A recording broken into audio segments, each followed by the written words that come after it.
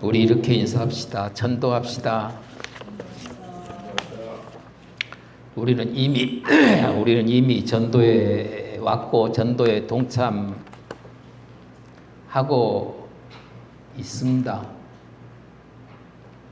저희 교회에서도 튀르키예 선교를 위해서, 일본 선교를 위해서, 알바니아 선교를 위해서, 또 캄보디아 선교를 위해서 선교비를 보내고 있습니다. 귀한 일에 함께 우리 교회도 동참하고 있습니다. 비록 적은 물질이지만 선교에 동참하고 있습니다. 그 선교 전도를 통해서 한 영혼이라도 주께 돌아오는 일이 있었으면 정말로 좋겠습니다. 오늘 설교 제목은 여호와께서 창조 경륜을 성취하시려고 타락하여 반역한 죄인 가운데서 자기 백성을 구원하신다라는 설교 제목으로 말씀을 전하도록 하겠습니다. 하나님께서 성경을 기록하신 목적은 하나님께서 하나님의 창조 경륜과 궁극적 성취를 밝히고 이루시기 위해서입니다. 창조 경륜이라는 말을 제가 자주 하고 있습니다. 의식적으로 자주 하고 있습니다. 하나님께서 세상을 창조하실 때 창조 경륜을 가지고 창조하셨기 때문에 창조 경륜이라는 말을 자주 쓰고 있습니다. 그러므로 성경을 읽을 때에도 창조 경륜이라는 안경을 쓰고 성경을 봐야 성경이 제대로 읽어진다라는 말씀도 자주 드렸습니다. 하나님께서는 창조 경륜을 이루시기 위해서 사람과 세상을 창조하셨습니다. 창조 경륜이란 하나님께서 자기 백성을 가지시고 자기 백성과 함께 하시며 자기 백성의 찬송과 예배 받으시기를 원하신다라는 말씀입니다. 하나님께서는 스스로 만족하시는 분이십니다. 그 하나님께서 창조 경륜을 가지시고 창조하신 목적은 조금 전에 말씀드린 것처럼 자기 백성을 가지시고 자기 백성과 함께 하시며 자기 백성의 찬송과 예배를 받으시기 위해서 우리를 만드셨다라는 사실을 우리는 성경을 통해서 믿어야 할 것입니다.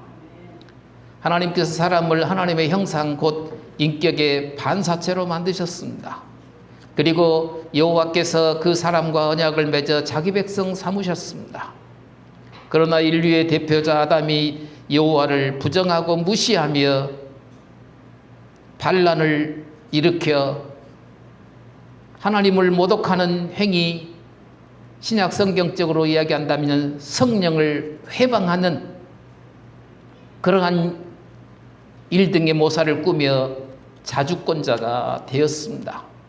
아담이 타락하여 반역 죄인이 되었다라는 말입니다. 여호와께서는 사람과의 언약을 파기하지 않으셨습니다. 구원하여 다시 자기 백성 삼으시고자 구원자와 구원의 방식을 창세기 3장 15절에 제시하셨습니다. 창조 경륜을 궁극적으로 성취하시기로 하셨습니다. 바로 그 여호와의 구속 경륜을 성경으로 계시하고 있는 것입니다. 각주에 달아 놓았습니다. 구속 경륜이란 하나님께서 자신의 백성을 구원하시고 창조 경륜을 성취하시기 위해 역사 전체를 주권적으로 이끌어 가시는 거대한 구원 계획을 의미하는 것이다. 구속사적 관점에서 말하면 구속 경륜은 하나님께서 예수 그리스도를 믿는 사람을 구원하시고 궁극적으로 창조 경륜을 성취하시기 위해서 역사 속에서 언약을 따라 진행하시는 하나님의 통일적이고 유기적인 구원 계획이다. 어려운 말이지만 구속 경륜을 가지고 창조 경륜만 가지신 것이 아니라 구속 경륜도 가지시고 우리를 구원하시겠다. 창조 경륜을 궁극적으로 완성하시겠다라는 사실을 성경에 계시하셨습니다. 성경 기록 목적을 구속사적 관점에서 보면 창조 경륜대로 하나님께서 인류의 대표자 아담을 창조하셨습니다. 아담과 언약을 맺으셨습니다. 아담이 타락하여 반역자가 되었습니다. 예수 그리스도의 오심과 구속 사역을 믿음이 구원받음이라고 선포하셨습니다. 예수 그리스도의 재림으로 창조 경륜 회복 곧 구원이 완성됩니다. 따라서 성경 기록 목적은 하나님께서 예수 그리스도의 구속 사역을 믿는 사람을 자기 백성 삼으시고자 죄와 죽음에서 구원하시고 하나님 나라를 완성하시는 구속 역사를 계시하시기 위해서 성경이 기록되어졌다라는 말씀입니다. 이를 서철원 박사는 성경은 하나님의 창조 경륜이 예수 그리스도의 구속 사역으로 회복되고 하나님의 나라가 완성되는 과정을 기록한 하나님의 특별 계시라고 말합니다. 즉 성경의 기록 목적은 예수 그리스도 안에서 이루어지는 하나님의 구원 계획을 계시하여 하나님의 백성을 믿음과 영생으로 인도하시기 위해서라고 제자들에게 가르치고 있습니다. 앞에서 말한 바와 같이 하나님께서 창조 경륜대로 인류와 세상을 창조하셨습니다. 그러나 그 인류가 여호와를 부정하고 무시하고 모독하는 가운데 인류의 마음과 세상에 죄악이 창궐하게 되었습니다. 인류와 세상이 생존할 명분이 없게 되었습니다. 따라서 하나님께서 공의대로 판단하시고 홍수로 심판하시기 시작하셨습니다. 여호와께서는 그 심판 가운데서도 처음 창조대로 회복하시기 위해서, 무슨 말이냐면 처음 창조대로 회복하시기 위해서라는 말은 하나님께서 처음 창조하신 그 세상을 상실하지 않기를 바라셔서 처음 창조를 상실하지 아니하고 회복하시기 위해서 노아와 그의 가족과 생물체를 각각 종류대로 씨를 보존하시고 구원하시기로 하셨습니다. 그럼 1절부터 10절까지를 봅니다. 1절부터 10절까지를 요약하면 여호와께서 정하신 때에 의로운 사람 노아와 그 가족과 정결한 짐승과 부정한 짐승의 일부를 방주로 들어가게 하시고 방주 밖의 생명체는 쓸어버리시겠다라는 말씀이 오늘 본문 1절에서 10절 말씀입니다. 1절 보면 여호와께서 노아를 의롭게 보시고 가족과 함께 방주에 타게 하심으로 홍수 심판 가운데서 노아와 노아 가족이 생존을 보장받게 되어졌습니다. 곧 영생하게 되어졌다라고 이해해도 또 그렇게 받아들여도 아무런 무리가 없을 것입니다. 마찬가지로 우리가 영원히 생존이 보장받을 수 있다면 그것은 예수 그리스도를 믿는 믿음뿐인 것을 노아와 노아 홍수 사건을 통해서 우리에게 예시하고 있는 것이다 라고 그렇게 이해해도 되어질 것입니다. 노아가 아들들과 함께 방주를 만들었으나 그 방주의 주인은 하나님이셨습니다.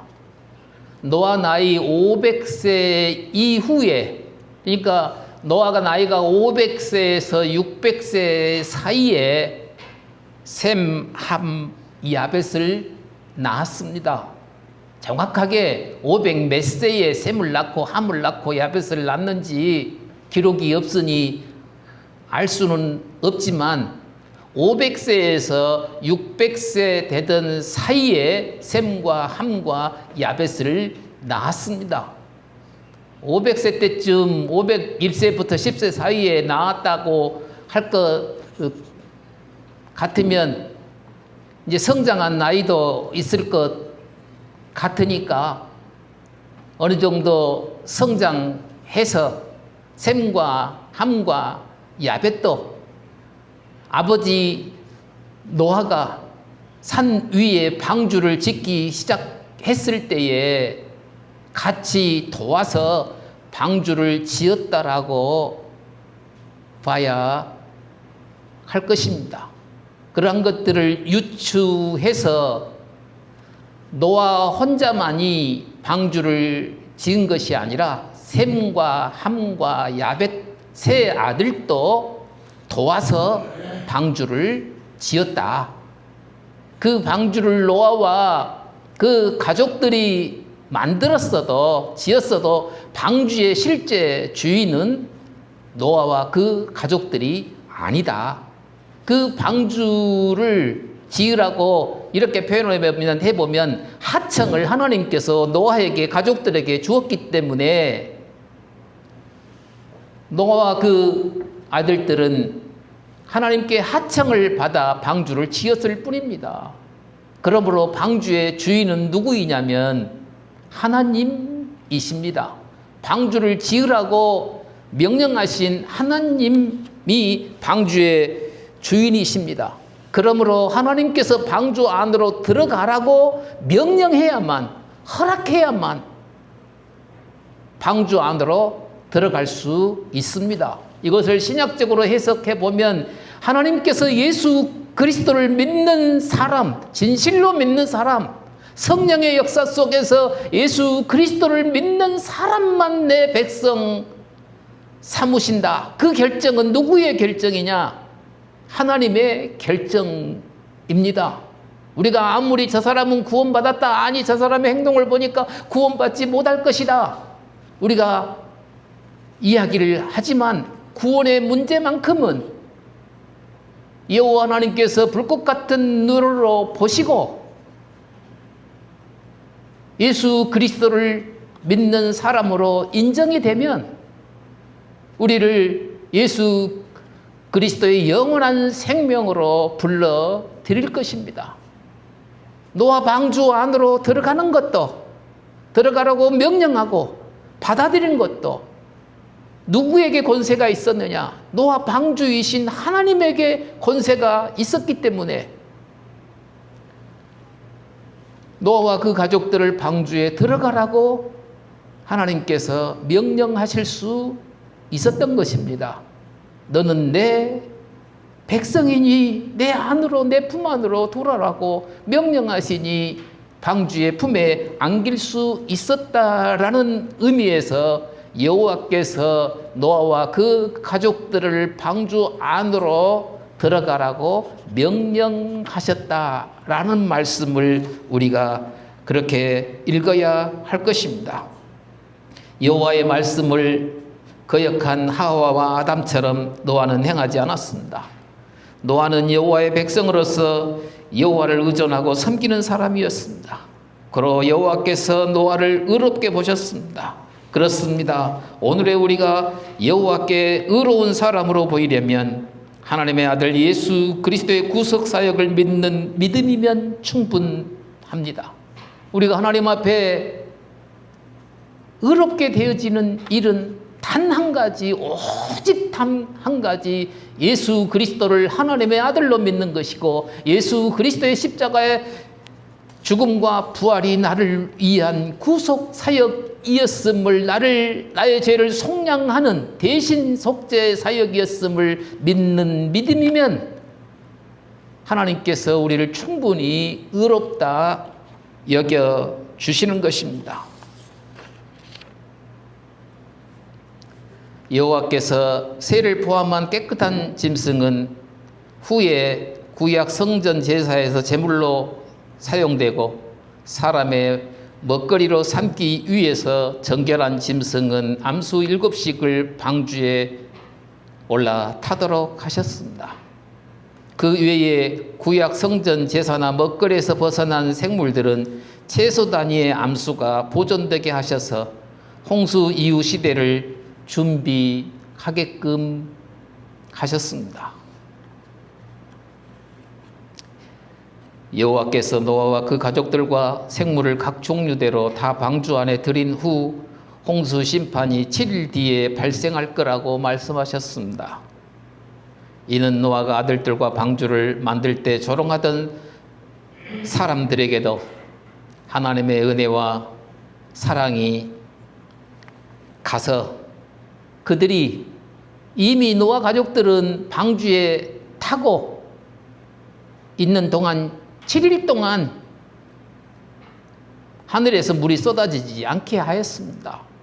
배가 물 위에 둥둥 뜨도록 하지 않았습니다. 그것은 방주 안에 방주 밖에 있는 사람들이 회개하고 주께로 돌아올 기회를 주기 위해서 그랬다라고 우리는 읽어야 할 것입니다. 이제 7일 후에는 40주야 동안 대기권에서 비가 내리게 하실 것입니다. 깊은 땅에서 샘들이 터지게 하실 것입니다.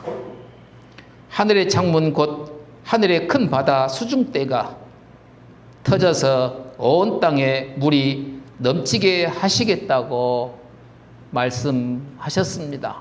우리가 앞에 말씀, 창세기 앞에 말씀을 보면서 우리가 기억할 것이 있습니다. 하나님께서 성령의 역사 속에서 성령 하나님의 역사로 창세기 1장에 보면 하늘의 물과 땅의 물로 나뉜다라는 말씀이 있습니다. 그러니까 대기권 위에도 하늘에도 수중대가 있게 하셨다라는 말이에요.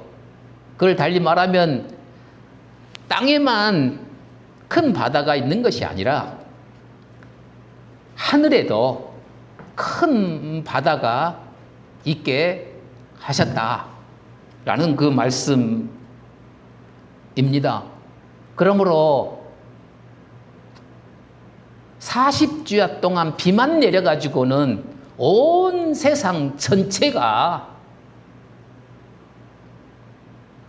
국부적으로 일부 지역만 물에 덮이는 것이 아니라 전체가 온 세상이 전체가 40주야 비를 내려가지고는 다 덮는다는 것이 불가하므로 하나님께서 하늘의 바다도 수중대도 헐어서 터지게 해서 물이 쏟아지게 하셨고 또 땅의 깊은 샘들도 터져서 솟아오르게 하심으로 40일 동안 40주야 동안에 온 세상이 강한 물로 덮이게 되어진 것입니다. 노아는 여호와께서 자기 생명을 보존하시는 생명의 근원이심을 믿고 의존하며 여호와를 섬기는 사람이었으므로 여호와께서 말씀하신 대로 모든 일들을 다 행했습니다. 여호와께서 주시는 영원한 생명을 받은 사람은 끝까지 여호와의 말씀을 따르게 되어져 있습니다. 부족할지라도, 미흡할지라도, 부실할지라도 우리는 우리의 생명이 다할 때까지 누구의 말을 따른다라고 준행하겠다고 다짐하고 기도하면서 성령이여 도와주시옵소서 간절히 기도하는 것은 내가 그리스도인으로 살게 해 주시옵소서, 내가 여호와의 백성으로 살게 해 주시옵소서 간절히 기도하는 것 아니겠습니까? 하나님 마음에 100% 흡족하지 못할지라도 우리의 연약한 믿음일지라도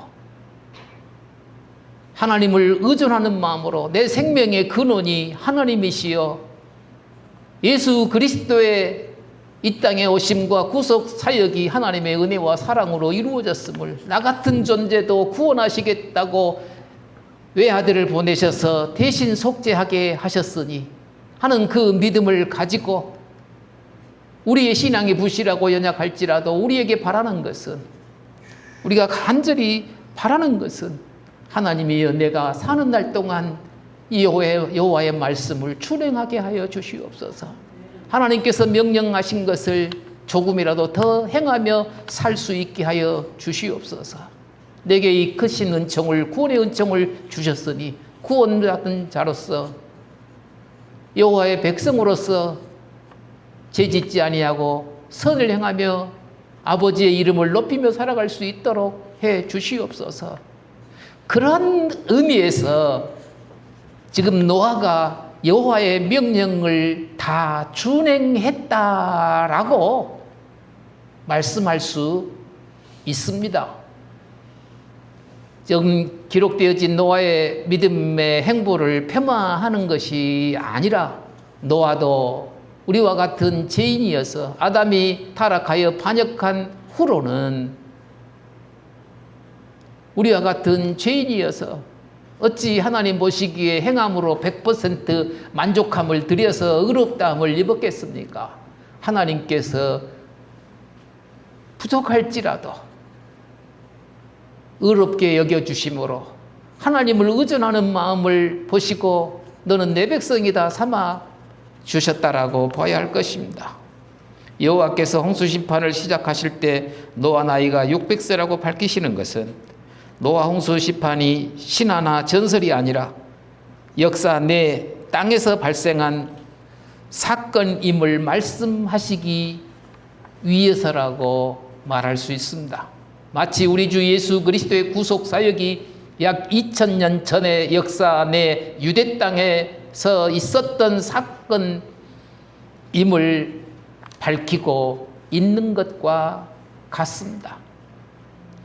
노아가 전설 따라 삼천리에 나오는 사람이 아니다. 노아 홍수가 방주가 신화나 전설이 아니다. 실제적으로 역사가 진행해 오는 과정 내에서 땅에서 발생한 사건이다라는 것을 말씀하기 위해서 노아 나이를 정확하게 밝히고 있는 것입니다. 노아 부부와 셈과 함과 야벳의 부부를 합하여 네 부부가 여호와의 홍수 심판 선언을 믿고 방주 안으로 들어갔습니다. 그들에게 방주는 그들의 생명을 안전하게 보존하는 방주였습니다. 그들이 여호와의 말씀대로 방주를 타지 않았다면 그들은 안전하게 생명이 보존될 방법이 없었습니다. 여호와의 말씀을 따라 방주에 올라탐으로 죽지 않고 새로운 세상에서 새로운 종족을 이루며 살 수 있게 되어졌던 것입니다. 창조주 하나님께서 처음 창조시에 지으신 피조물을 상실하지 않으시기 위해서 수십만 각 종류의 생명체를 방주 안으로 넣으셨습니다. 이제 홍수 심판 시작이 완료되었습니다. 8절 9절 말씀을 말씀하고 있습니다. 그러나 방주 밖의 사람들은 방주 안에 노아 가족들을 조롱과 비난과 욕설을 퍼붓으며 포악의 삶을 멈추지 않았습니다. 우리가 예수님을 믿어야만, 아니 하나님의 심판을 면할 수 있다고, 예수님을 믿어야만 구원받는다고, 사람의 본분을 다할 수 있다고, 우리가 영생할 수 있는 길이 있다고 외쳐대도 세상 사람들은 우리를 조롱하고 비웃고 포악한 말로 우리를 힘들게 하는 일이 있는 것과 같은 모습이 노아 홍수 때도 있었단 말입니다. 그러므로 그들이 생존해야 할 명분이 전혀 없었습니다. 회개할 기간과 기회를 그들이 활용하지 못했기 때문에 구원의 방주에 올라탈 수 없었음을 우리는 인식해야 할 것입니다. 여호와께서는 방주 안과 밖의 생명체의 생사를 결정짓는 비가 40주야 동안 내리고 하늘의 물들과 땅의 물로 온 세상 전체를 강한 물로 덮으셨습니다. 그 강한 물로 온 세상 전체를 150일 동안 덮어서 방주 밖의 모든 생명체가 생존할 수 없도록 하셨습니다. 하나님께서는 죄악된 세상을 공의로 심판하시지만 언약 안에 있는 자기 백성은 방주 대신 그리스도 안에서 구원하시고 새 창조를 이루십니다. 창세기 7장의 중심 메시지는 심판보다 구원 그리고 노아보다 그리스도에게 있음을 알아야 할 것입니다. 구약은 오실 예수 그리스도를 말씀하시는 것이고 신약은 오신 예수님을 말씀하시는 것이니 구약에서 진행되어지는 그 구원의 역사를 보면서 창세기 3장 15절 말씀을 또 기억해야 할 것입니다. 창세기 3장 15절에서 말씀하는 구원자와 구원의 방식을 우리가 인지하면서 하나님께서 이후 우리의 구원을 어떻게 진행해 가실 것인가, 완성하실 것인가를 구약에서 그림자적으로 다 말씀하고 있습니다. 구약은 예수 그리스도의 그림자요, 신약은 예수 그리스도의 실체라고 말할 수 있습니다. 그러므로 창세기 7장 중심 메시지는 심판보다는 구원에, 그리고 노아보다는 예수 그리스도께 초점이 맞추어져서 7장을 읽어야 할 것이고 구약도 그렇게 읽어야 할 것입니다. 노아의 방주는 장차 오실 예수 그리스도를 예표하고 홍수 심판은 최후 심판을 미리 보여주는 구속사적인 사건입니다. 고로 우리는 구속사적인 사건 안에 머물며 사는 여호와의 백성됨을 감사하십시다. 그리고 찬송하십시다. 축도로 예배 마치겠습니다. 지금은 우리 주 예수 그리스도의 은혜와 하나님의 사랑하심과 성령님의 감동 감화 교통하심이 여기 모인 하나님 백성들 머리 위에 영원토록 함께 있을지어다. 아멘.